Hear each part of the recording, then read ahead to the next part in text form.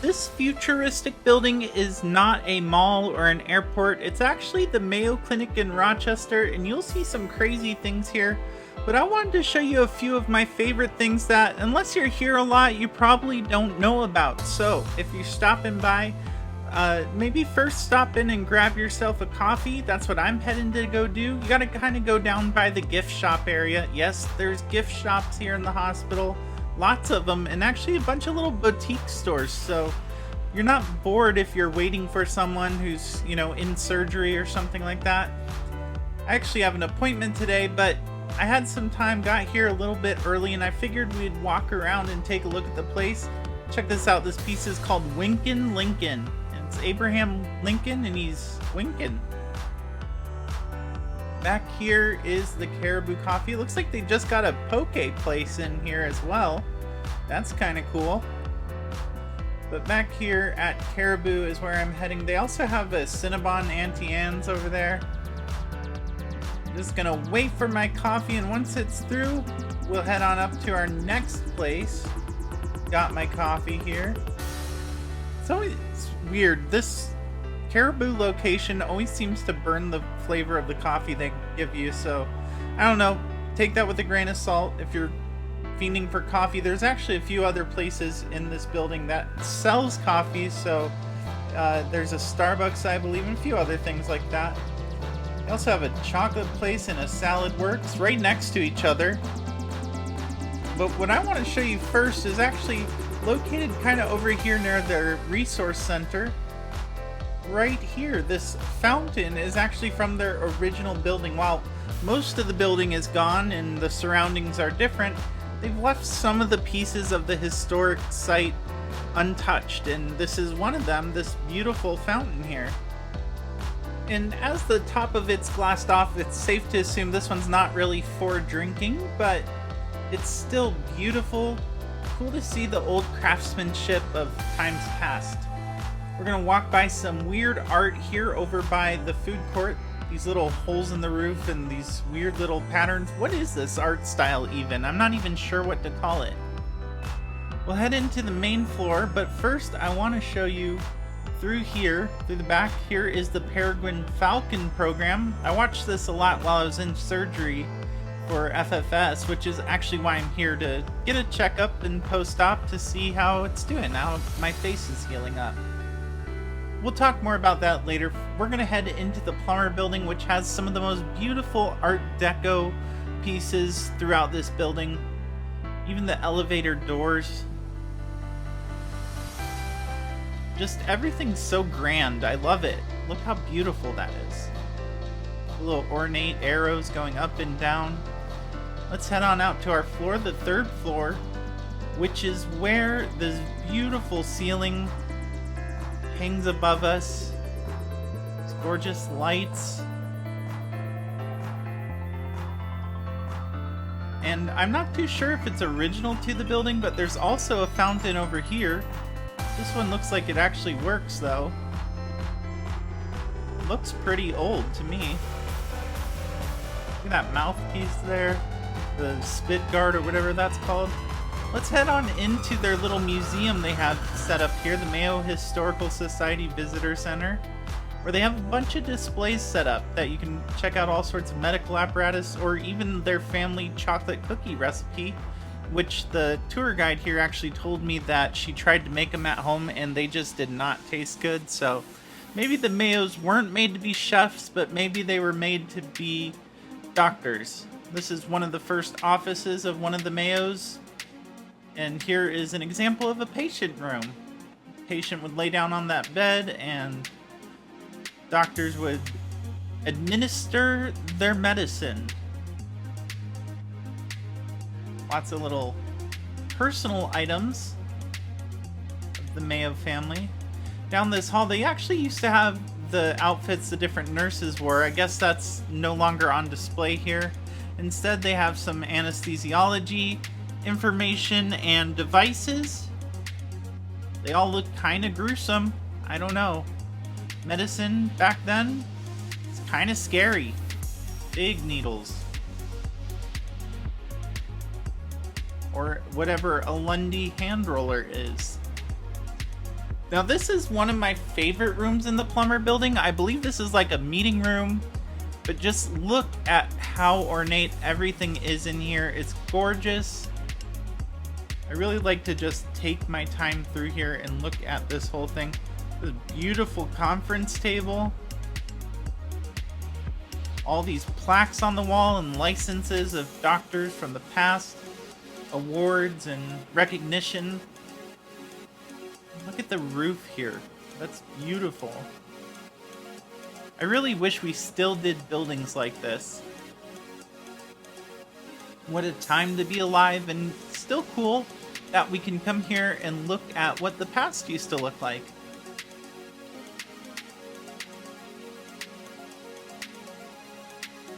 Even the chairs have that beautiful green color to them. Gorgeous, and the light peeking in through the stained glass on the window gives a little eerie glow, kind of ghostly looking if you think about it. It's almost the perfect setting for a medical horror film. I just love this roof design, is insane. All the little angels and details. If you look closely, you'll spot things you didn't spot the first time you looked at it. Incredible. Alright, I think I've bragged about this room enough. Maybe I'll show you one more shot and we'll head on down the hallway over here. Past the table, past these beautiful windows. Think of all the important people that probably sat here too. Made medical decisions that changed the future of the medical world. So through this hallway over here, we head on in.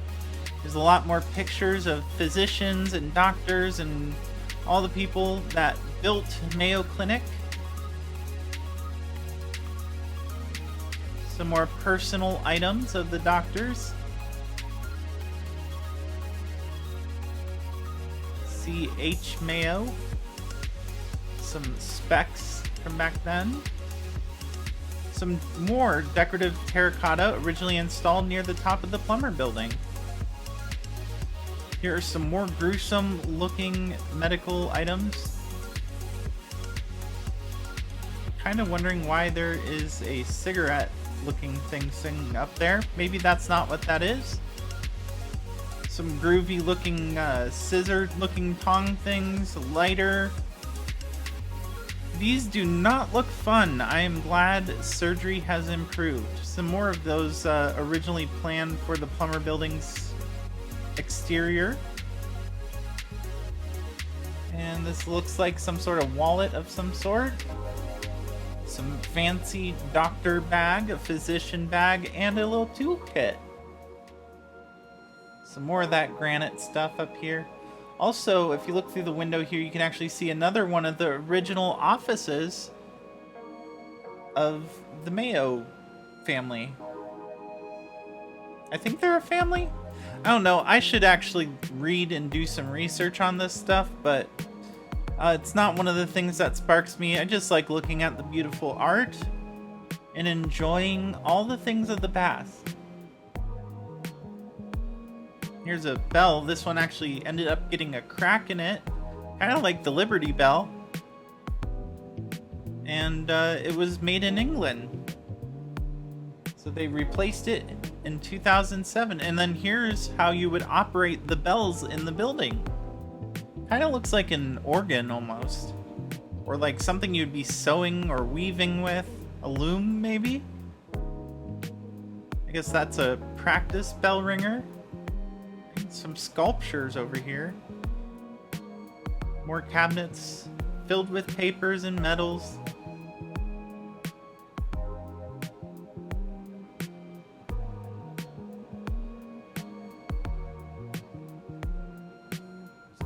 And we'll head back through my favorite room here. One more glance at its beautiful walls, because we're gonna actually head towards my appointment now. Oh, it's like some sort of cool little necklace thing. Head through our cool elevator. I love these elevator doors. They're just so pretty. Gonna head downward to get back to the main floor. Oh, that reminds me. Maybe I'll show you one more thing on the way out of here. Hopefully our elevator arrives soon. Which one will it be? Which one will it be? Oh, I think that one. All right.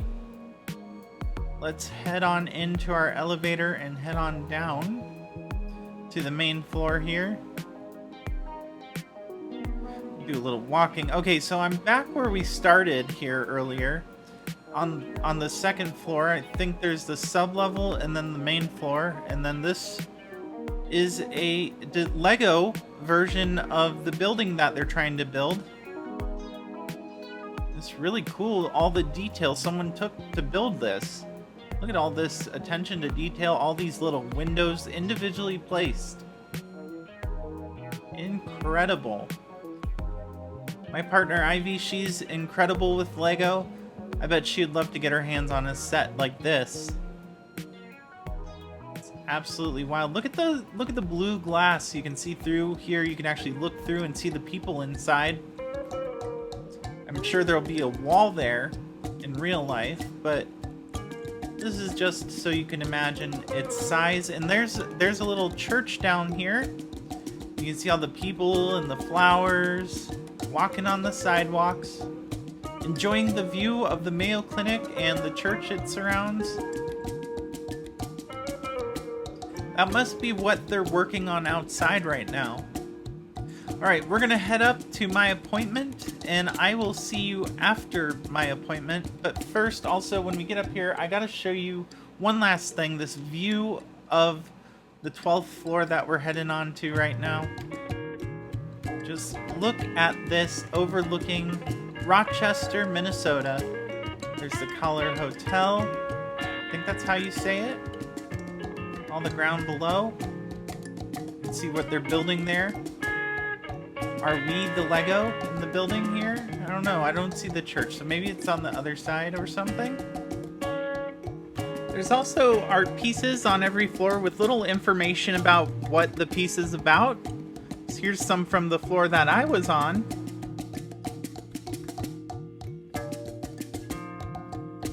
I really like that these vases, they have like little holes in the side, little cracks where they haven't fully formed. Some up in here by the elevators. Anyway, I got something really cool in this bag here from my doctor at my appointment, and I can't wait to show it to you. So let's head home. So what was in the bag? Well, just recently in May, I had a surgery. I had facial feminization surgery with my wonderful plastic surgeon in Mayo. We got to stay at this beautiful hotel right across the street from the hospital. Though I really didn't spend a lot of time in here because I was in the hospital for the most part of it. This was really just so Ivy had a comfortable place.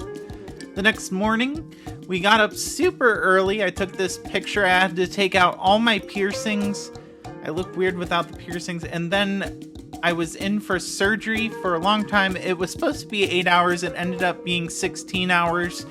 Apparently because I bled a lot. And this is what I looked like after.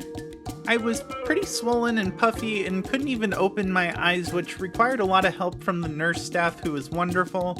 And unfortunately, I had to wear this thing that we so lovingly called the neck bra. It's the thing wrapped around my face. And it made my hair kind of look like the Cirque du Soleil musicians from Alegria, which, unless you're a nerd like me who loves Cirque du Soleil, you won't understand that reference. Anyway, I spent a lot of time watching TV, watching The Office reruns, enjoying pudding. Ivy even purchased some Pokemon cards for us. And there was a lot of hospital meals, which all included a liquid diet. In fact, these were the menus that they gave me.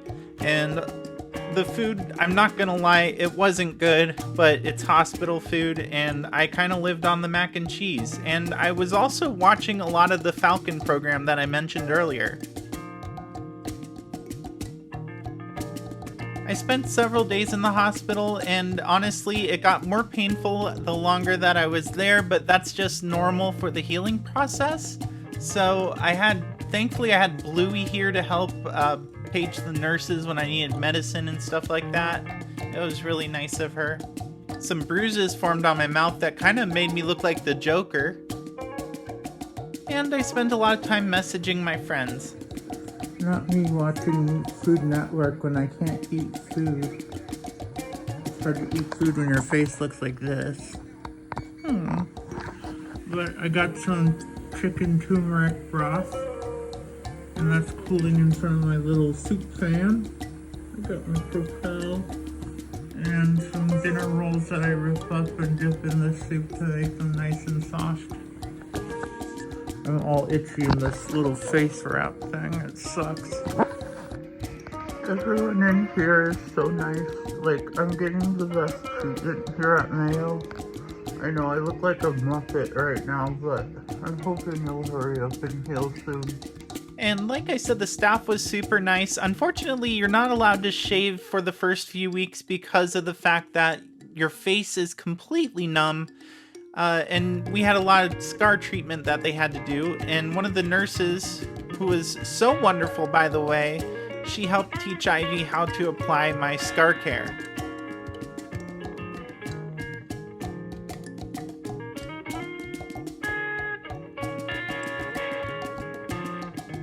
She was so nice, I even took a picture with her just to remember how wonderful she was and how helpful she was. It's staff members like this that really make Mayo awesome. And then it was time to head home, so we stopped at a gas station. I had a water bottle explode all over me. And this is what I looked like for the next few days.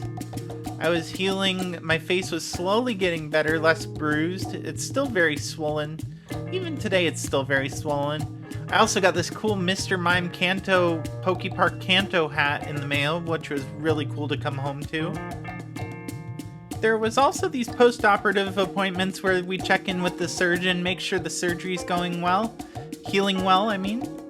And that's where this bag came from. Was I had asked him if I could keep the staples from my head to make a cool little necklace out of, and he said, no, I actually have something better. So after that appointment, I've forgotten about it for a little bit. Me and Ivy went out. I had been healing, and then it was time to come back to this appointment where I filmed this whole episode today, and my doctor gave me this awesome bag, and this is what is inside of it. He gave me 2 3D printed versions of my skull, one before surgery and one after surgery. And it's really cool to see these side by side. They scanned my head with like an ultrasound kind of machine, a CAT scan, but it was like 3D. I don't even know what it's called. I'm not technical like that. But they gave me these cool 3D printed skulls. That's my head before surgery. Right here, and you can see I have a very big brow bone here. First thing they did was they lowered my hairline. They shaved down the brow bone, as you can see over here. He said I had a very big brow bone. I don't know how to take it. And then they put in cheek implants up in here in the cheek areas through the gums, which really hurt. And then they kind of brought my jaw together a little bit more, rounded it, made it a little softer, a little more femme. And yeah, these are my skulls before and after, and I'm gonna give one of these to my best friend Artie, who also loves cool medical stuff like this, and I'm gonna keep the other one as a cool little desk display. Anyway, I hope you enjoyed this video. Please hit the subscribe button if you haven't already. If you're new to this channel, I go on little adventures around town, different places, different cities. And yeah, I don't know where I'm going next, but I'll see you in the next one.